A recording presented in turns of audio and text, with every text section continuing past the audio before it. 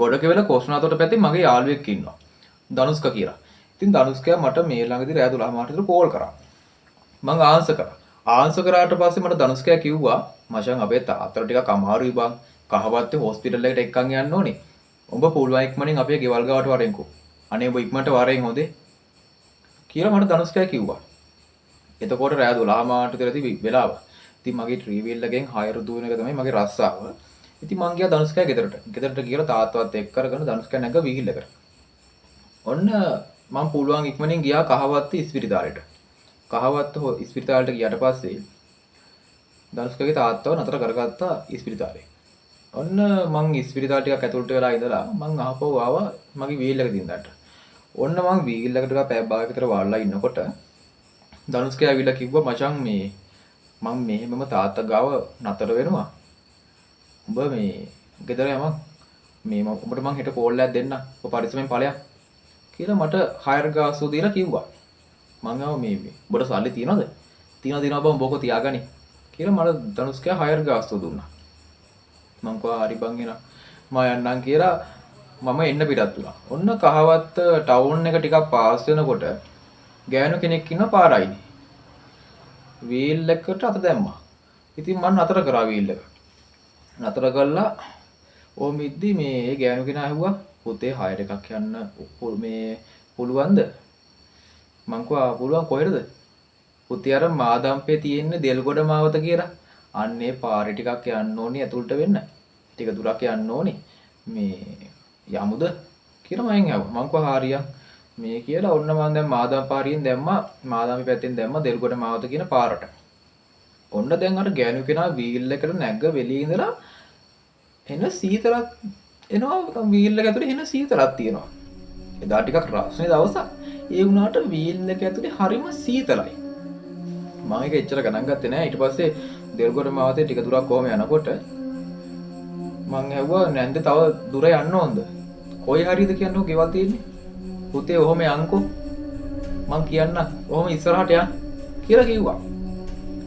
මං අර හන්දියක් හම්බුණා. මං අද මෙතනින් කොහෙද යන්නේ? පුතේ අර පාරේ යන්කෝ. මොන දැන් ඒ පාරේ ටික දුරක් යනකොට අහපො මේ පාරටම කරනවා.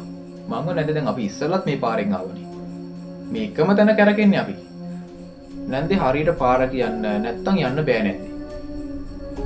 ඔහොම ඉස්සරහට යන්කෝ කියලා ඒ නැන්ද හරිම අමුතු කටහඬකින් කිව්වා. පාට මට මාර බයක් ආවේ. මංගව නැන්දි මොකද්ද මේ කතා කරන විදිය? බුදු අම්මේ මම බය වුණේ තරමක් කියලා මං එහෙම කිව්වා. දැන් මට පොඩි සැකයක් තියෙනවා මේ නැන්ද ඇත්තම මිනිස්සෙක්ද කියලා. අර වගේ ගොරෝසු කටහඬෙන් කතා කරලා පස්සේ හැබැයි මට මාර බයක් දැනුනේ. ඊපස්සේ නැන්ද ආයෙමත් ඒ නැන්දට තියෙන ලාමක කටහඬක් ඉස්සලා තිබ්බේ. ඒ නැන්ද ආයෙමත් ඒ කටහඬෙන් කතා කරලා කිව්වා ආහ් පුතේ මං මේ කොහොම යන්කෝ ඉස්සරහට බය වෙන්න එපා පුතේ මං නිකන් එහෙම කතා කරේ. කොහොම යන් ඉස්සරහට. මං කිව්වා දැන් මෙතනින් කොහෙටද යන්නේ? පුතේ අර පාරේ යන්කෝ කියලා කිව්වා. ඔන්න දැන් මට ආපු මෝඩකම් කියලා හිතුණා. ඔන්න මේ ඒ පාරේ ගියාට පස්සේ කන්දක් උඩට වෙන්න පොඩි ගියක් තියෙනවා. ඒ කියන්නේ පාරෙන් උඩ පැත්තේ ටිකක් කන්ද උඩට වෙනවා වගේ තියෙන්නේ. මට කිව්වා පුතේ අරක තමයි අපේ ගෙදර. අර ගෙදර තමයි අපේ ගෙදර කියලා මට කිව්වා. මං කිව්වා හරි නැන්දේ. මේ ඊට පස්සේ ඒ නැන්ද බැස්ස වීල් එකේ. වීල් එකෙන් බැහැලා දැන් යන්න හදනවා. මං ගාව නැන්දේ ඔහොම මේ හයර් එක දෙන්නේ නැද්ද? හයර් ගාස්තුව දෙන්නේ නැද්ද? කියලා මං ඇහුවා. කීයද පුතේ හයර් ගාස්තුව? කියලා නැන්ද මයින් ඇහුවා. මං කිව්වා දැන් මේ එකම පාරේ දෙපාරක් විතර ආවනේ. රුපියල් 1000ක්වත් ගන්න වෙනවා. කමන්නේ 800ක් දෙන්නකෝ. කියලා මං කිව්වා. ඊට පස්සේ ඒ නැන්ද එක දිගට මගේ මොන් දිහා බලාගෙන ඉන්නවා. මං කිව්වා කමන්නේ 700ක් දෙන්නකෝ.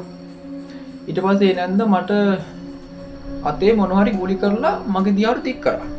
ඊට පස්සේ මම අත දික් කරා. ඊට පස්සේ නැන්ද ඒක මගේ අතින් තිබ්බා. සල්ලි වෙන්නේ නැති කියලා මම බැලුවා අත. බලනකොට ගල් කර ටිකක්. මම මාද නැන්දේ මේ ගල් කඩනේ. මට සල්ලි දෙන්න මට ගෙදර යන්න ඕනේ. මට හයර් ගාස්තුව දෙන්න. ඔය තියෙන පුතේ සල්ලි මේ මොනවද නැන්දේ මේ ගල් කඩ ටිකක් නේ. ගල් කැට වලට හයර් යන්නේ මේ මොනවද ගල් කඩ ටිකක් නේ. පිස්සු වැඩ කරලා මගේ සල්ලි දෙන්න කියලා මං කිව්වා. ඊට පස්සේ ඒ නැන්ද ගියා මේ අර ගෙදරට. මේ වැඩේ හරියන්නේ නැහැ මේ මොන පිස්සු වැඩක්ද කියලා මම වීල් එක එතන දාලා ගියා ඒ නැන්දගේ පිටිපස්සෙන් ඒ ගෙදරට. ගෙදරට ගියාට පස්සේ මේ ඒ නැන්ද ගෙදරට කියලා දොර වහගත්තා. මම ෆෝන් ටෝච් එකෙන් ගේ ගාවට ගිහිල්ලා මේ දොරට තට්ටු කරාට දොර ඇරියේ නෑ. මම දොර තල්ලු කරා. තල්ලු කරාට පස්සේ මේ නැන්ද එන හයියෙන් ගිය ඇතුළේ ඉඳන් එන හයියෙන් hina වෙන්න පටන් ගත්තනේ. ඒ නැන්දගේ පෙනුම වෙනස් වෙලා. සම්පූර්ණ මූණ සුදු මෑලි වෙලා අතපය සුදු මෑලි වෙලා කොණ්ඩේ එන දිගයි මේ කොණ්ඩේ කඩාල්ලාගෙන ඉන්නේ දැන් අර වීලකට නැගි කෙනා නෙවෙයි ඒ ඉන්නේ. පෙනුම සම්පූර්ණ වෙනස් වෙලා. මම බය වෙච්ච පාර මම ආපහු වීලෙට දුවගෙන ඇවිල්ලා වීල් එක ස්ටාර්ට් කරගත්තා. වීල් එක ස්ටාර්ට් කරන පුළුවන් වේගෙන් ගියා ආපහු පාර දිගේ. ඔන්න දැන් මං යන ගමන් මම බැලුවා පිටිපස්ස. අර නැන්ද හින වේගෙන් මගේ පිටිපස්සෙන් දුවගෙන එනවා. මං වීල් එකේ තවත් වේගෙන් යනවා දැන්. ඔහොම යද්දි මට පාර වැරදුනා. මට ආපු පාර දැන් හොයාගන්න දෙන්නේ. ඊට පස්සේ ඔහොම අහුවෙන පාරවල ගිහිල්ලා ඔහොම යද්දි වීල් එක නතර වුණා. ස්ටාර්ට් කරගන්න හැදුව බෑ. මම වීල් එක එතන දාලා ඇතුළත් අරගෙන මම පාරේ ඉස්සරහට දුවන්න පටන් ගත්තා. දුවන්න ඔහොම දුවගෙන යනකොට මේ අර නැන්ද "ඕයිද බං" කියලා හයියෙන් කෑ ගහගෙන මගේ පිටිපස්සෙන් එනවා. මට දැන් තවත් දුවන්න බැරි තත්ත්වයක් තියෙන. දැන් මගේ බය ගොඩාක් වැඩි දැන්. ඔහොම දුවගෙන යනකොට ඉස්සරහා ඉන්නවා 100 කෙනෙක්. මං ඒ 100 ගාවට තිබ්බා. මං කිව්වා "අනේ 100 බලන්නකො මට වෙච්ච දේ අර බලන්න කවුද ගෑනු කෙනෙක් මගේ පිටිපස්සෙන් පාන්නගෙන යනවා" කියලා මං ඒ 100ට කිව්වා. ඊට පස්සේ ඒ 100 "කවුද පුතේ?" "කවුරුත් නෑනේ" කියලා ඒ 100 කිව්වා. මං කිව්වා "ඇයි අර 100 කවුද පස්සේ මාව පාන්නගෙන යනවා 100?" "කෝ කවුරුත් නෑනේ පුතේ." ඊට පස්සේ මම පිටිපස්සේ අරලා බැලුවා. "කවුරුත් නෑ. අර නැන්ද නෑ." ඊට පස්සේ ඒ 100 කිව්වා "පුතේ මේ පාරේ ඔය වගේ දේවල් තියෙනවා. පුතා ආයේ මේ පාරේ රැට හයර් වෙන්න එපා. මේ පාරේ රැට කවුරක්වත් යන්නේ නෑ තනියෙන්.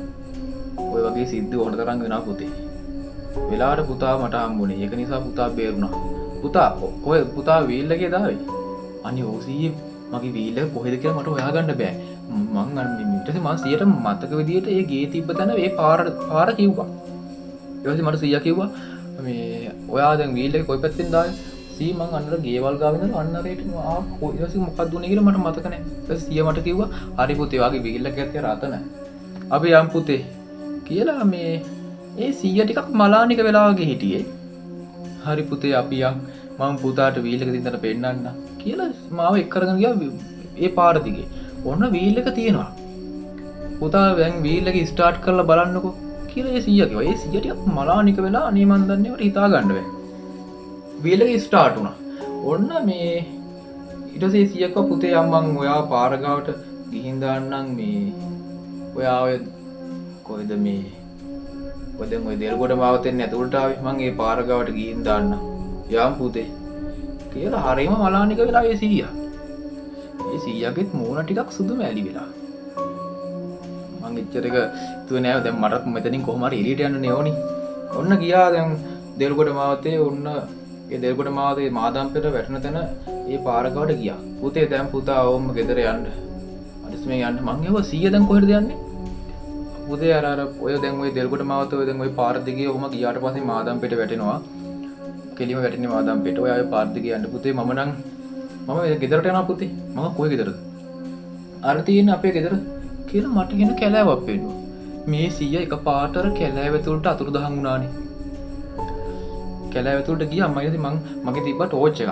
වීල් එකේ ටෝච් එකේ මං කැලෑව ඇතුළට ටෝච් එක අල්ලලා බැලුවට පස්සේ ඒ 100 නෑ. ඒ 100 අතුරුදහන් වෙලා.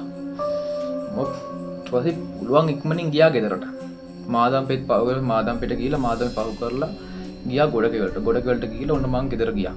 ගෙදර ගියාට පස්සේ මම ඇත්තටම මට පැය දෙකක් යනකම් නිින්ද ගියේ නෑ. ඔන්න මම පහුවදා උදේට හැරෙනකොට මගේ ඇඟ පුදුම විදිහට රිදෙනවා. මට නිකන් 10 දිනකින් කුටි කාලා වගේ දැනෙන්නේ. මට වුණ හැදුනා දවස් 2-3ක් යනකම් වුණ තිබ්බා. ඔය සිද්ධියෙන් පස්සේ මම ආයෙ රැට 6 යන එක නතර කරා.